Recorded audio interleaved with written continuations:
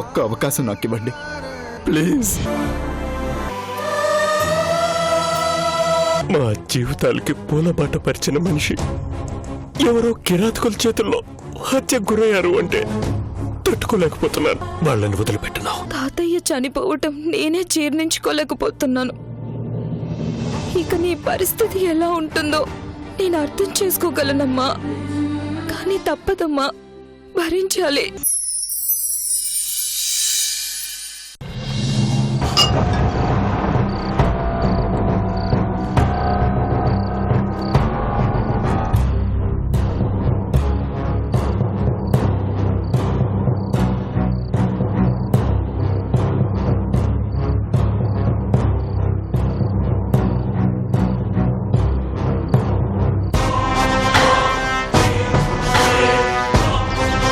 మొత్తానికి ఆ ముసలోడిని చంపింది ఎవరో డెకైట్స్ అని అందరికి అర్థమైపోయింది. అవునరా, అవునవును. ఈ షాక్ లోంచి తేరుకోవడానికి ఆ జీకే గడికి చాలా రోజులు పడుతుంది.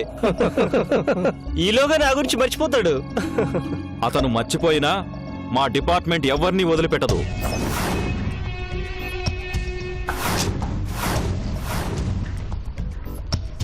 హత్య చేసి పాతిపెట్టినా కుక్కలతో వాసన పసిగట్టేలా చేసి బయటకు లాగుతాం. మా డిపార్ట్మెంట్ పవర్ అది. చట్టానికి చాలా పెద్ద చేతులుంటాయని తెలుసుకోండి.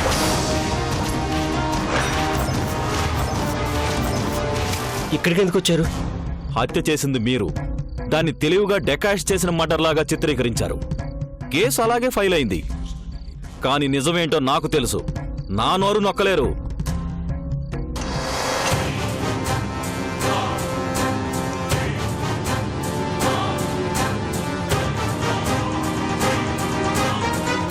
ఏంటి, దీంతో చట్టాన్ని కొనాలని చూస్తున్నారా? చట్టాన్ని ఎవరూ కొనలేరు.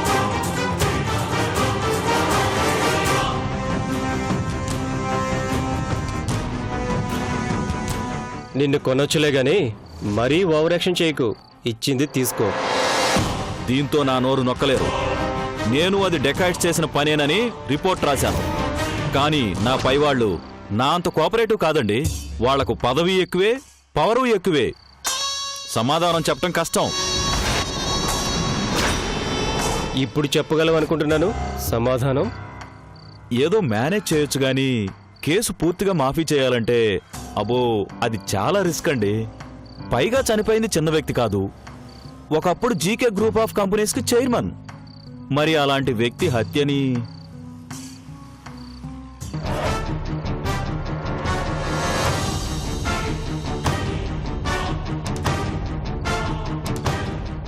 చీచి, అది హత్య కాదండి, ఓ యాక్సిడెంట్. అయినా డబ్బు కోసం ఒంటరిగా ఉండే ముసలోళ్ళని టార్గెట్ చేసే బీహార్ ముఠాలు సిటీలో చాలా ఉన్నాయి. మొన్న మేడ్చల్లో కూడా ఇలాంటిదే ఒకటి జరిగింది. Same to same. నిజంగానే మీ చట్టం చేతులు చాలా పెద్దవే. ఏదో మీ అభిమానం. అది సరే, ఇంతకీ జీకే పరిస్థితి ఏంటి? తాతను చంపి మనవణ్ణి ఎందుకు వదిలేశారు? వాణ్ణి టైం చూసి లేపేయండి. ఏదో కేసులో తోసేద్దాం. అయితే మరో సూట్ కేసుకి టెండర్ పెట్టినట్టే. ఈ సూట్ కేసు కంటే మీ పరువు ప్రాణం బాగా కాస్ట్లీ కదా సార్. ఆ జీకే బాధను మర్చిపోయేలాగా బలిచ్చేసేయండి. బాధ తగ్గితే ఆలోచిస్తాడు. ఆలోచిస్తే డొంకంతా లాగే ప్రమాదం ఉంది.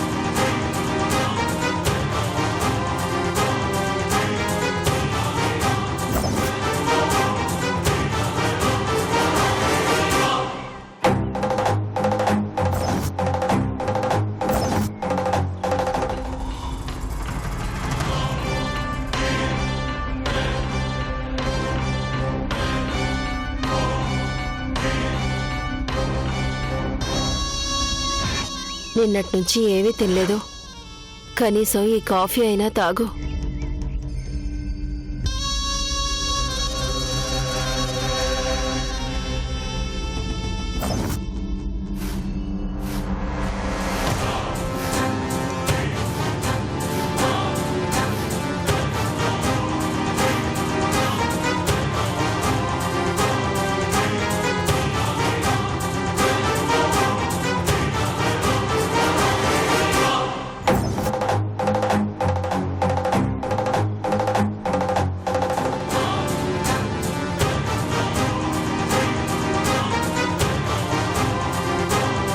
ఏమిట్రా ఇంకా అలానే ఉంది?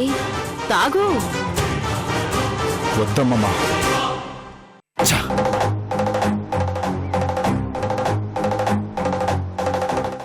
ఏమైందిరా?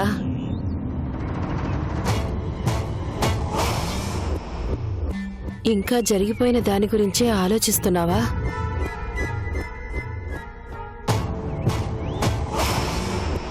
ఛ!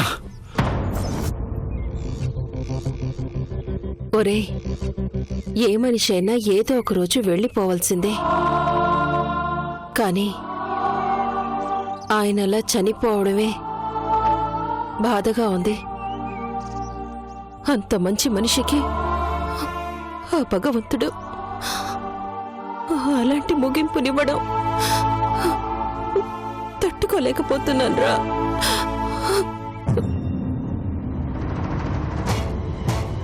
ఛ! తాతయ్యకి అలాంటి చావిచ్చింది ఆ దేవుడు కాటమ్మమ్మా, నేనే.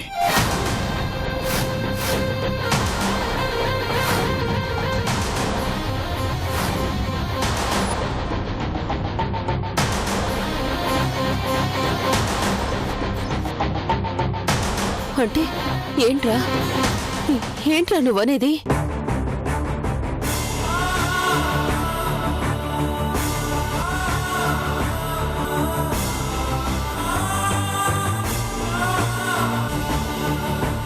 అవునమ్మమ్మా, నాకు దెబ్బలు తగిలి రోడ్డు మీద పడుంటే తాతయ్య ఇంటికి తీసుకొనొచ్చి 10 రోజులు నాకు సేవలు చేశాడు.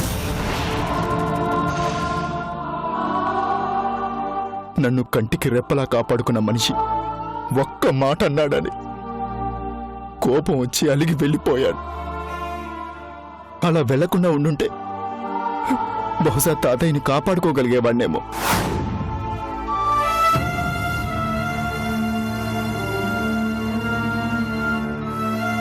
అంటే మీ తాతయ్య నిన్ను ఇంటికి తెచ్చుకొని వారం రోజులు సేవలు చేశాడా? అయినా వారం రోజులు సేవలు చేయించుకునేలా ఈ దెబ్బలేలా తగిలేరా? ఎవరో కొట్టారమ్మమ్మా.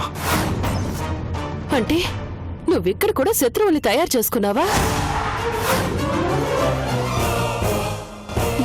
వైజాగ్లో ఉంటే నిన్నెవరైనా చంపుతారేమోనని ఇక్కడికి తీసుకొస్తే నువ్విక్కడ కూడా గొడవలు పెట్టుకుంటున్నావన్నమాట. చచ్చా, నువ్వు మారతావనుకోవడం మా పిచ్చిరా.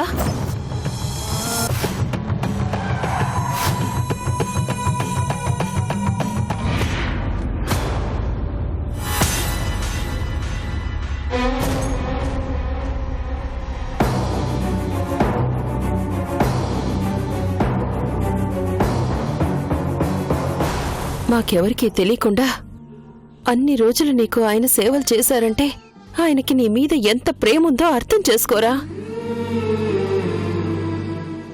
అలాంటి మనిషికి నువ్విచ్చిన బహుమతి ఏంటి? చివరికి ఆయనకి తలకొరివి పెట్టడానికి కూడా బతిమాలించుకున్నావు కదరా.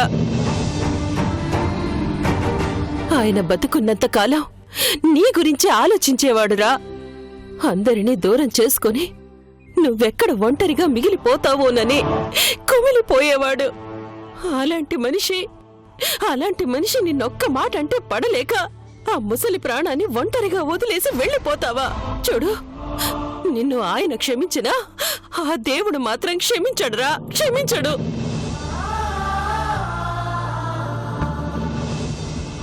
నిజంగా ఆయన చావుకి నువ్వే కారకుడివిరా.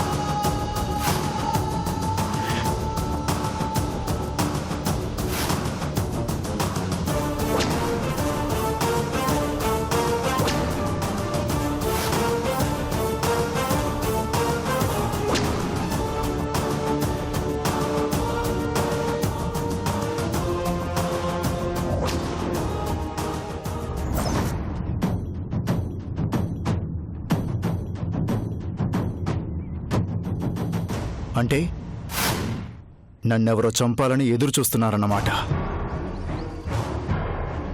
కృష్ణ, ఒరే కృష్ణ, ఏమిట్రా ఆ శబ్దం ఏంటి? ఏం లేదమ్మమ్మా. ఏం లేదని అంటావేంట్రా? ఎవరో తుపాకీ పేల్చిన శబ్దం వస్తేను. ఏం లేదు, బయట ఎవరో బాంబులు కాలుస్తున్నారంతే. వీళ్ళ దుంపలదేగా, టైం కాని టైంలో వీళ్ళకిదేం సరదారా?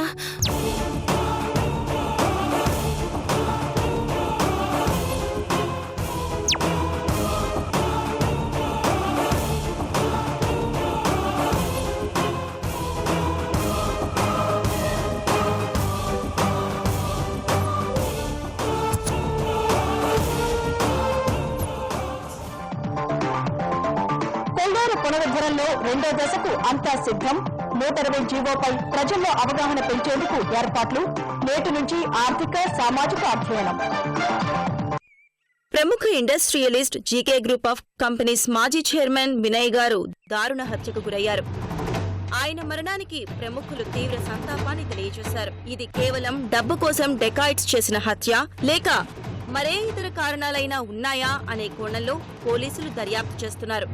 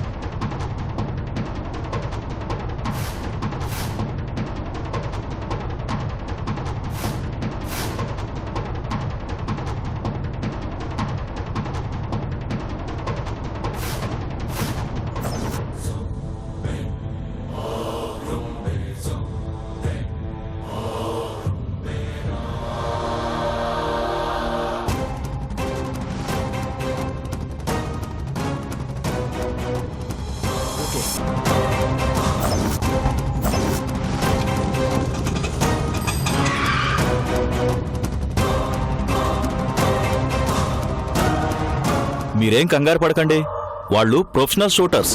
ఈ పాటికి వాడు చచ్చే ఉంటాడు. కేసు ఎలా క్లోజ్ చేయాలో నేను చూసుకుంటానుగా, మీరు ప్రశాంతంగా ఉండండి.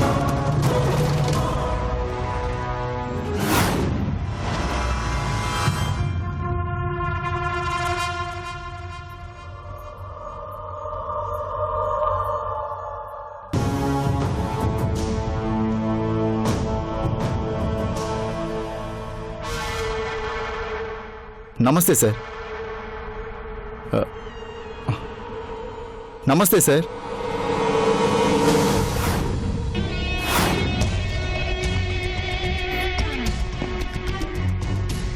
వీడు బ్రతికే ఉన్నాడేంటి?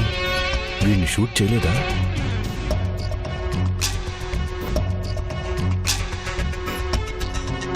నేను తర్వాత ఫోన్ చేస్తాను.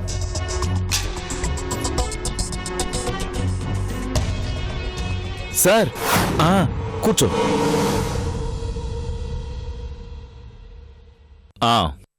ఏంటి? సార్, నా మీద మర్డర్ జరిగింది సార్. 302 మంచి కాఫీ చెప్పోయా, అలాగే సమోసా కూడా తీసుకురా. అలాగే సార్.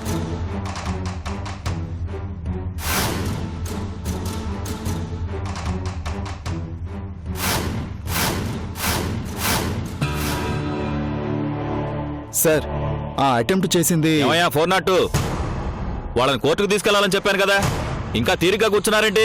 ఆ పని చూడండి. అలాగే సార్. సార్, నేను చెప్పేది వింటారా లేదా? కాసేపు వెయిట్ చేయి, తర్వాత పిలుస్తాను. అదిగా సార్ నేను చెప్పేది. వెయిట్ చేయమన్నానా? వెళ్ళు.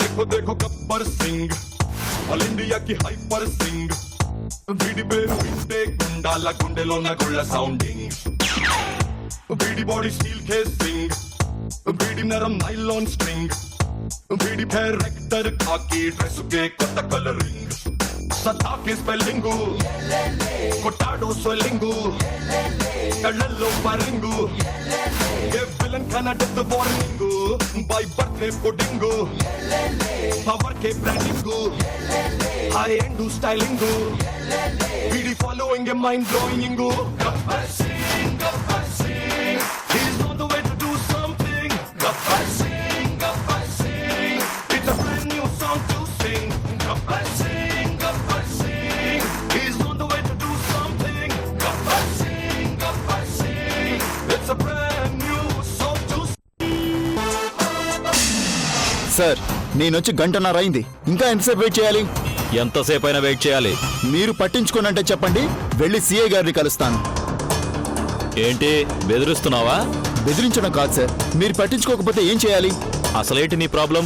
20 రోజుల కిందట నన్ను కొంతమంది రౌడీలు కొట్టారు. వారం కిందట మా తాతయ్యని ఎవరో మర్డర్ చేశారు. ఇంతవరకు మీరు ఎవరిని పట్టుకోలేదు. నన్ను కొట్టింది, మా తాతయ్యని చంపింది ఒక్కరే అని నా అనుమానం. పైగా ఈరోజు నా మీద మర్డర్ అటెంప్ట్ జరిగింది. నన్ను షూట్ చేయాలని చూశారు. అయితే ఏం చేయాలి? వెంటనే వాళ్ళని పట్టుకోండి. ఏంటి పట్టుకునేది? వాళ్ళేమైనా మన ఇంట్లో ఉండే టెనెంట్సా వెళ్ళి అరెస్ట్ చేయడానికి? వాళ్ళెవరో ఎక్కడుంటారో చెప్పు, ఆలోచిద్దాం. వాళ్ళెవరో తెలిస్తే మీరేంటి, నేనే వాళ్ళంతూ తేల్చేవాణ్ణి. తన్నులు దినం నీకే తెలియకపోతే మాకెలా తెలుస్తుందయ్యా? సార్, ఇదంతా ఓ ప్లాన్ ప్రకారమే జరిగింది. నాకు తెలిసి నాపై అటాక్ చేసిన వాళ్ళు మా తాతను చంపింది ఒక్కరే.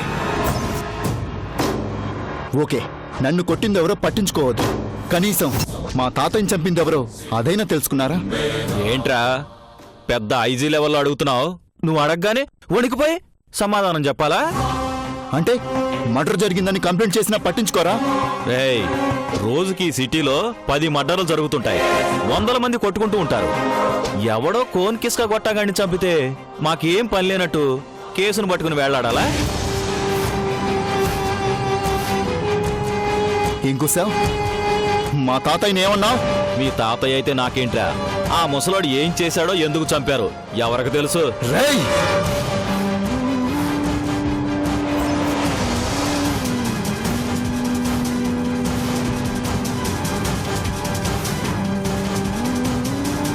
చెయ్యి తీయరా. సారీ చెప్పరా. నేనెందుకు సారీ చెప్పాలి? ది గ్రేట్ ఇండస్ట్రియలిస్ట్ వినయ్ గారిని పట్టుకొని ఎవడో కోన్ కిస్క గొట్టంగాడంటావా? నేను సారీ చెప్పను. చెప్పి తీరాలి. నువ్వు ఉన్నది పోలీస్ స్టేషన్లో. I don't care. నువ్వు పట్టుకున్నది ఒక ఎస్ఐ షర్టుని. Never mind. నిన్నెవరూ కాపాడలేరు. ముందు తాతయ్యకు సారీ చెప్పాలి. నీకు సారీ చెప్పేదేట్రా?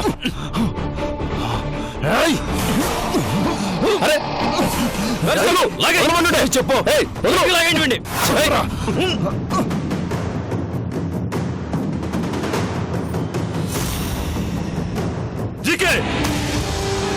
అతను చెట్టు నీకు తెలీదు మావయ్య, తాతయ్య గురించి నోటికొచ్చినట్టు వాగుతున్నాడు. నేను వదిలేయమంటున్నాను కదా, వదిలేసాయి. అతనితో నేను మాట్లాడతాను, వదిలేయ్.